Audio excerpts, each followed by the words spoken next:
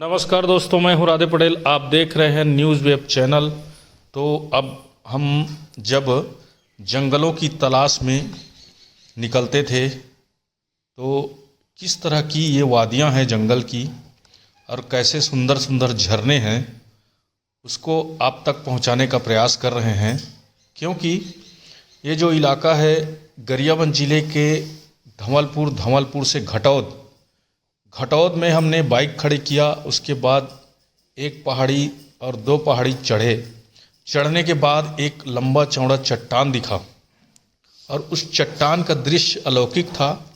इसलिए हम ये दृश्य आप तक पहुंचा रहे हैं और ये लगभग बताया जा रहा है कि यहाँ से उतरने के बाद कुछ ग्रामीणों से हमने जानकारी लिया और चढ़ने से पहले भी कुछ जानकारी लिया कि यहाँ पर जो पानी का एरिया है वहाँ माओवादियों का छुपने का एक बेहतर जगह होता था, सुरक्षित स्थान होता था। और ये लगभग दो पहाड़ी के ऊपर पानी का एरिया झरना है। उस झरने में इतनी खूबसूरती है कि आप भी कभी यहाँ पहुँचे तो देखेंगे। और ये पत्थर का जो पानी और साफ पानी का नज़ारा आप देख रहे हैं कि किस तरह से ये साफ पानी है। इसको आप साधारणतः पी सकते हैं, इसलिए पी सकते हैं कि इतना साफ़ सुथरा जो पानी है वो पत्थर का पानी होता है। और ये पत्थर का पानी ये धीरे धीरे करके धार बनाते हुए ये नीचे की ओर बहता है। और ये बताया जाता है कि ये राम गमन वन पथ, ये रास्ता जो है, जिस समय श्री राम भगवान 14 वर्ष के जो वनवास काटे उस समय इस अलौकिक पहाड़ी से गुजरते हुए ये उड़ीसा राज्य की ओर चलते गए। तो ये चट्टान का इलाका है, ये देख रहे हैं, ये पूरा चट्टान का इलाका है। बीहड़ जंगल में ये पूरा चट्टान है और चट्टान में ये तस्वीर देख सकते हैं। और ये लगभग 1500 के आसपास के जो फीट की ऊंचाई पर है। और ऊंचाई इतनी कि आसपास का इलाका पूरा हमें दिख रहा है। और ये तस्वीर है यहाँ पर जो हमने देखा कि माओवादियों द्वारा खाना बनाया गया, जो लकड़ी जलाया गया था, उस जगह को भी देखा। वहाँ तक भी हम आपको तस्वीर में दिखाएंगे कि किस तरह से यहाँ माओवादी का छुपने का जो बेहतर और सुरक्षित स्थान था उसको भी आप देखेंगे।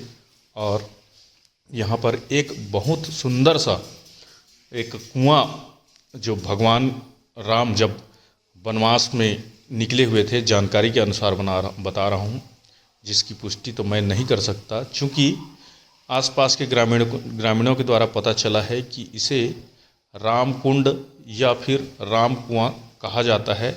कि जिस प्रकार से राम भगवान इधर से गुजरते थे या फिर जब उन्हें प्यास लगती थी तो अब वो भगवान हैं, भगवान किस तरह से अपने तीर और बाण से पानी चला करके पानी और कुआं खोदते हैं, वो दृश्य भी आपको यहाँ देखने को मिलेगा। और ये जंगल बहुत ही खतरनाक जंगल है।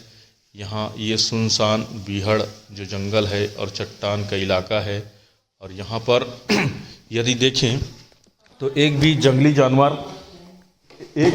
जानवर नहीं दिखाई दे रहा है। और ये चट्टान जो है बहुत ही खतरनाक चट्टान है। और यहाँ पर देखें तो ये एक डेरा भी नज़र आ रहा है, जिसमें ग्रामीणों द्वारा बताया गया कि ये भैंस का डेरा है, जहाँ बारिश के दिनों में ग्रामीणों के द्वारा एक ऐसा स्थान है जहाँ पर भैंस को रखा जाता था चारागाह के रूप में बना के। और ये ऐसे ही छोटे बड़े पहाड़ी को चढ़ने के बाद का जो नज़ारा है वो आप तक पहुंचाने का प्रयास किया जा रहा है।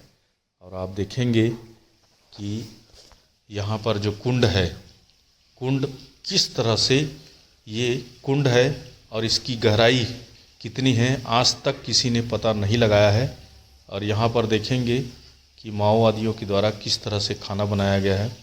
और खाना बनाने के बाद जो आग का निशान इसमें देखा जा रहा है, ये देखिए, यहाँ पर खाना बनाया गया था और यहाँ कुछ लकड़ी जलने का जो वो देखा जा रहा है राख, वो यहाँ पर मौजूद है। तो यहाँ कुछ दिनों से हमें पता चला था कि माओवादियों का ठिकाना है, इसलिए हमने खबरों की तलाश करते करते इस 2 पहाड़ी पर चढ़े और चढ़ने के बाद का जो दृश्य है वो आपको दिखाने का प्रयास कर रहे हैं।